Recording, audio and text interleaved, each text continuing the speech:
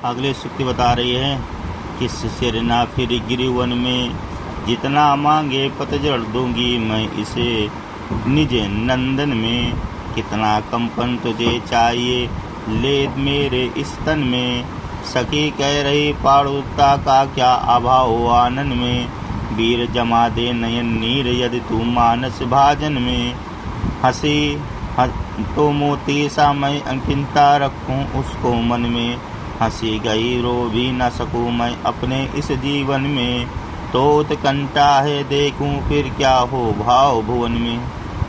इसमें जो है आगे मैथिली संगुप्त बता रहे हैं उर्मिला के बारे में कि उर्मिला शिशिर ऋतु से क्या कह रही है। पहले चीज़ तो प्रसंग में क्या लिखेंगे समझ लें कि इसमें लिखेंगे कि दुखी उर्मिला शिशिर को भाई मानकर उसे संबोधित करते हुए कहती है। शिशिर ऋतु को भाई मानकर उसे संबोधित करते हुए कहती है कि क्या शिशिर ना फिर गिर वन में, कि हे शिशिर, गिर माने पहाड़ पर्वत, वन माने जंगल, कि हे शिशिर तो पहाड़ और वनों में ना घूमा करो। शिशिर ना फिर गिर वन में, तुम पहाड़ और वनों में ना घूमा करो। जितना मांगे पतझड़ दूंगी मैं इस निज नंदन में। यदि तुम पतझड़ के लिए वनों और पहाड़ों में घूमा करते हो तो जाओ, तुम जितना पतझड़ चाहोगे मैं अपने जीवन रूपी नंदन वाटिका से प्रदान करूंगी। क्या कह रहे हैं, हे शिशिर तुम वन और जंगल पहाड़ में ना घूमा करो। तुम क्यों घूमती हो? यदि तुम पतझड़ के लिए वनों और पहाड़ों में घूमा करते हो तो जाओ, तुम जितना चाहोगे उतना मैं तुम्हें पतझड़ दूंगी अपने जीवन रूपी नंदन वाटिका से। कितना कंपन तुझे चाहिए ले मेरे इस तन से। यदि तुम्हें कंपन की आवश्यकता हो, कंपन, कितना कंपन तुझे चाहिए, अगर तुम चाहते हो तुम्हें कंपन चाहिए, तुम्हें कंपन की जरूरत हो तो आओ तुम मेरे शरीर से कंपन ले लो। तो आओ तुम मेरे शरीर से कंपन ले लो। सखी कह रही पारुरता का क्या अभाव हो आनंद में। और यदि पीले रंग की आवश्यकता हो तो मेरे मुख से ले लो। क्यों? क्योंकि मेरी सखी बतला रही थी कि मैं विरह के कारण पीली पड़ गई हूँ, मेरे मुख पर पीलेपन का अभाव नहीं है।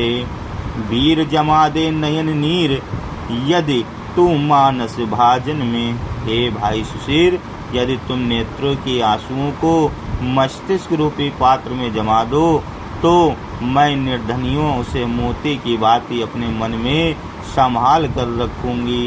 क्या कह रहा है, वीर जमा दे नयन नीर यदि मानस भाजन में। कह रहे हैं यदि हे भाई शिशु, यदि तुम अपने नेत्रों को आंसुओं में मस्तिष्क रूपी पात्र में जमा दो। किसमें जमा दो? मस्तिष्क रूपी पात्र में। तो मोती सा मैं किंचन रखूं उसको मन में, तो मैं उसे मैं जो गरीब व्यक्ति हूँ, निर्धनिया हूँ, उसे मोती की बात अपने मन में संभाल कर रखूंगी। और आगे कह रहा है, हंसी गई रो भी न सकूं मैं अपने इस जीवन में। कह रहे हैं कि प्रीतम के साथ मेरे जीवन से हंसी चली गई।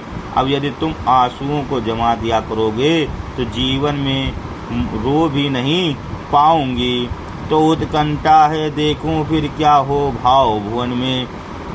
मेरे मन में यह केवल इच्छा है, मेरे मन में यह केवल इच्छा है, उत्कंठा है। मैं ये देखना चाहती हूँ कि ऐसी स्थिति में जब हंसी गायब हो जाती है तथा रोने पर भी रोक लग जाए तो भावनाओं के संसार में क्या उथल पुथल होती है, या भावनाओं के संसार में क्या अभाव पड़ता है, इसका मैं ये देखना चाहती हूँ।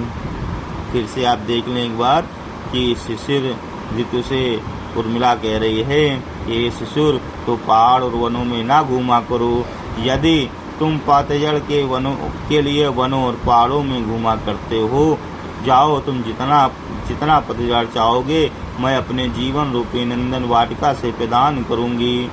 यदि तुम्हें कंपन की आवश्यकता हो तो वो तुम मेरे शरीर से ले लो। यदि पीले रंग की आवश्यकता हो तो मेरे मुख से ले लो, क्योंकि मेरी सखियां कह रही थीं कि वियोग के कारण मेरा चेहरा पीला पड़ गया है, इसमें पीलेपन का तनिक भी कमी नहीं है। हे भाई सुशील, यदि तुम नेत्रों के आंसुओं को मस्तिष्क रूपी पात्र में जमा दो तो मैं निर्दनिया उसे मोती की बातें अपने मन में रख लूंगी, संभाल कर कहीं गिरने नहीं दूंगी।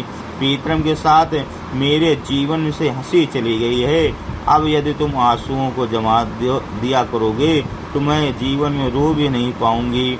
और कह रहे हैं मेरे मन में यह प्रबल इच्छा है कि मैं यह देखना चाहती हूँ कि ऐसी स्थिति में जब हंसी गायब हो जाती है तथा रोने पर भी लोग रोक लग जाती है तो भावना रूपी संसार में कैसा प्रलय आएगा या कैसी उथल पुथल होगी, ऐसा यहाँ पर उर्मिला जी कह रही हैं।